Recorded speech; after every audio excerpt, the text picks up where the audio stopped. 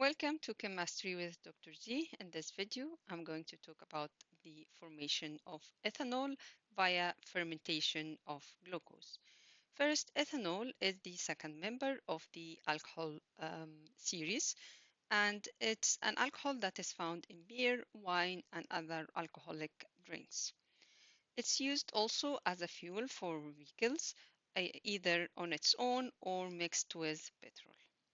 Ethanol can be produced by fermentation of glucose using yeast and then concentration using the fractional distillation.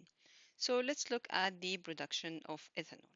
So fermentation of glucose using a yeast will give you carbon dioxide and ethanol.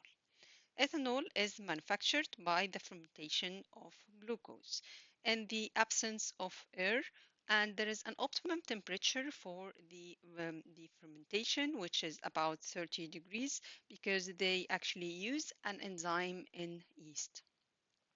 Yeast is a type of single-celled fungus which provide the enzyme needed for the fermentation.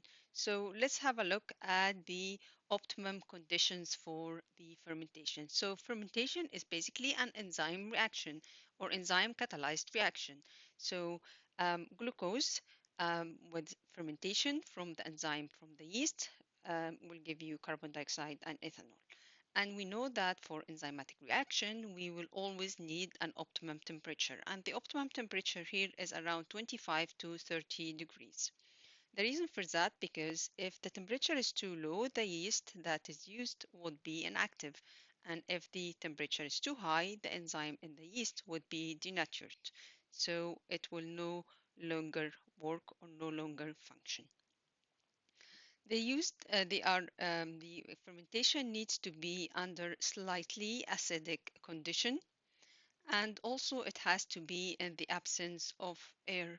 The main reason for why we need to keep air away is that because if we do the fermentation in presence of air, because of the presence of oxygen, then the alcohol produced will be further oxidized to give you carboxylic acids. And we want the fermentation to stop at the production of alcohol. We don't want any carboxylic acid to be produced. So how can we concentrate the ethanol from the fermentation mixture? First of all, once the ethanol concentration reaches 15%, the yeast will die.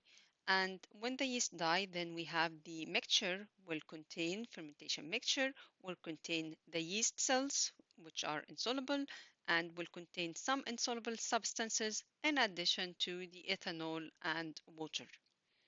So we can separate the insoluble matters or the insoluble substances and yeast by filtration. So yeast and insoluble substance can be separated by filtration, and we will end up with the filtrate. The filtrate will contain the ethanol and water. Ethanol and water then can be separated, or the ethanol can be concentrated by using fractional distillation. So fractional distillation will produce concentrated solution of ethanol.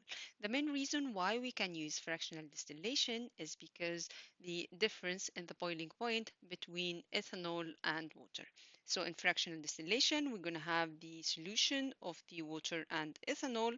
It's going to be heated, and then both of them will start to evaporate, go through the fractionating column. Well, at the top of the fractionating column, the temperature will be lower, will be then enough for the ethanol to stay as vapor or in a gaseous state, while the water will then decondense back into solution. So ethanol will first pass through the condenser, and then it can be condensed and collected in the collecting vessel here, while water can then stay in the solution.